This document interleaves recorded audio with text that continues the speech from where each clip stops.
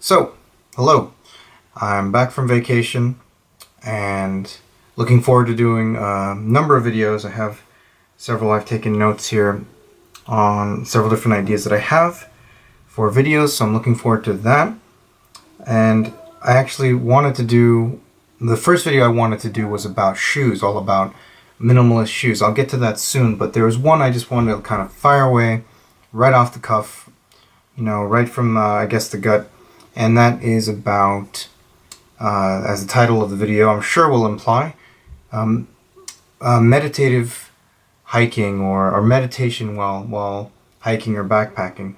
This is a subject that I find doesn't come up that often with within the backpacking community, online or otherwise. I find that it comes up more often in other hobbies that or activities that I also enjoy. And what really got me going with this is I was listening to a podcast just yesterday, actually.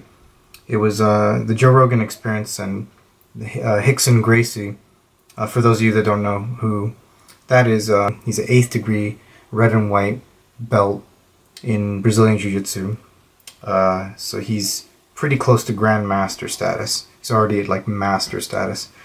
And anyway, I have dabbled in martial arts, and I've dabbled in well, not so much dabbled in meditation. There have been periods in my life where I took meditation very seriously, and then there have been, you know, longer chapters where I will not meditate at all. But for the past, it actually happened around the same time as I started backpacking about 2 decades ago when I was a teenager. I don't know if that's a happy coincidence or if the two are related, but they're certainly related for me now.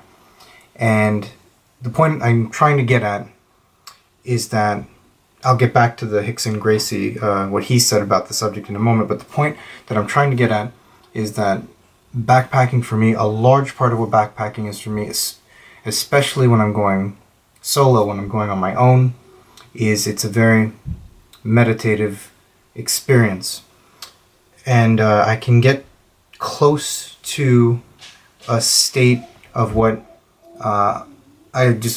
there's different names for it, the state of nothingness, the state of, I really hate the expression being in the moment, but unfortunately it's kind of accurate, but it has become very cliche, but to be in the present, etc. It's fleeting.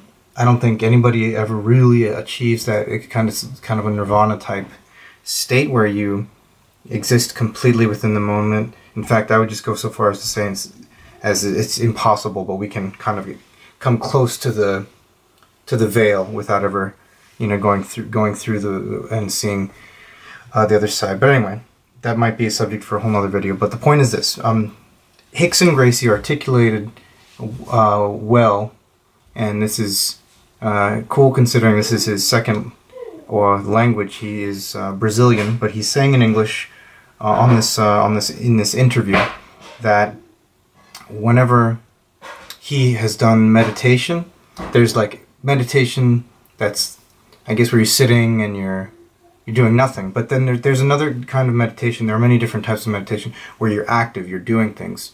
And he said that he talked about an experience that he had a long time ago where he achieved an empty mind, where he just was existing without expectation, without any thought, without and then Joe Rogan chimed in and said, and without like any context.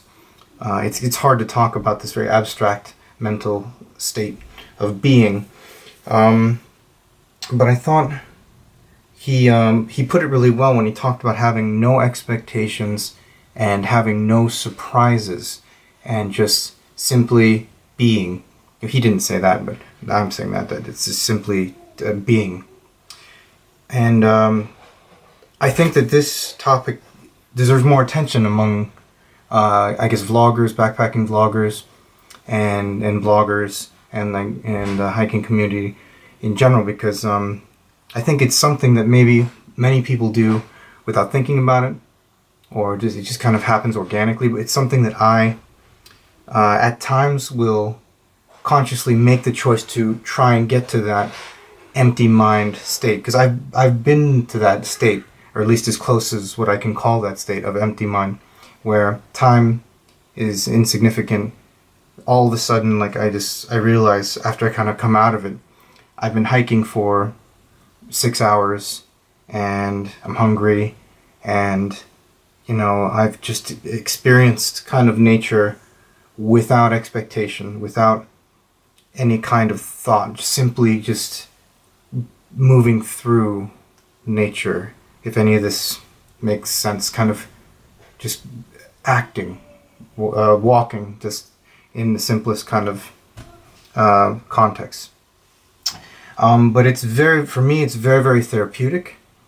And there are, of course, you can Google this. This is something that you can really fall down the rabbit hole in research and studies and books, etc., etc. And unfortunately, there's kind of like a whole pseudo-scientific element that I'm not a big fan of. I really should have given kind of a disclaimer to start with, that I'm not talking about a spiritual or pseudo-scientific type, or you know, all that realm. What I'm talking about is more of a in Japanese, and you're gonna have to forgive me, Japanese speakers, for mispronouncing this, but I've heard it's this state of nothingness, like our empty mind. It's called mushin, where it's like kind of nothing.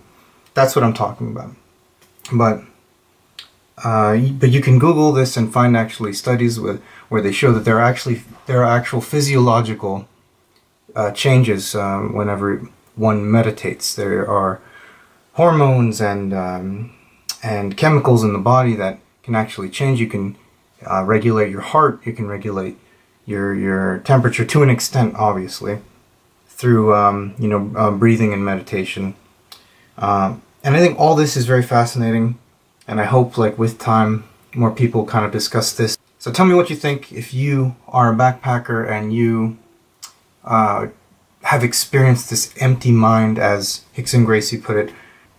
Anyway, if you have, I'm interested to hear from what other people think about this, because again, there's not much on this subject that I'm aware of. Then again, I haven't looked that much.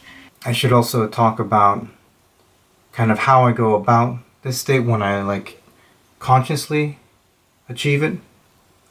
There's like a way to kind of go about it. Without, I'm not talking about when it organically happens. When it organically happens, I find myself kind of in that after, like, I put expectation and myself kind of comes back to reality or whatever.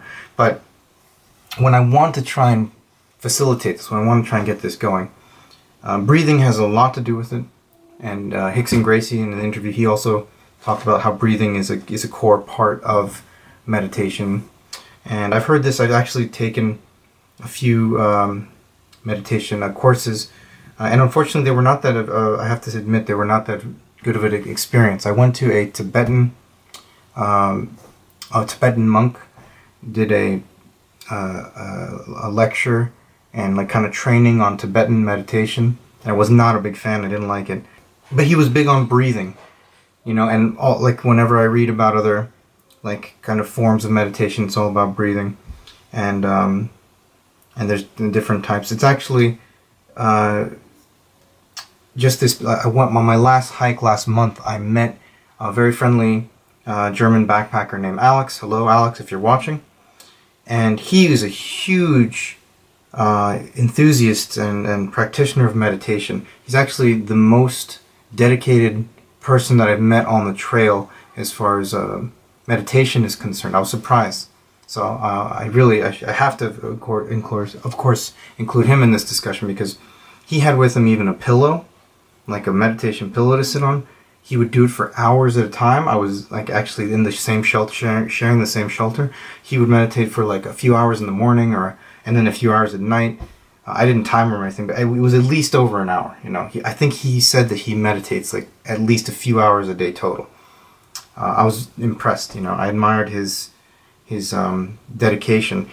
I used to do that. I used to do the whole like hours of meditation when I was younger, but more and more, as I've gotten older, maybe, I don't know, less patient, less time, I've been more interested in this active meditation, this active kind of, while you are aware and moving and doing things, but meditating at the same time. So anyhow, shout out to Alex, and respect to him for what he was doing. But I thought it was cool that at least I have met some other hikers and backpackers out there that are really into this. But anyhow, all right, I'm sure this has gone way too long. I'm going to have to trim off a bunch in the editing process, but yeah. I hope this is something that perhaps if you've not tried it before, if you're a backpacker and you've not tried to kind of get to a Zen or whatever you want to call it, like empty mind or kind of a in the moment state, I hope that maybe this will encourage you to try it, because I find it to be very beneficial, very just fascinating aspect of backpacking. And if you're already doing this, again, please, I'd like you to join this discussion. So let me know what you think and all that. All right, thank you for watching. Goodbye.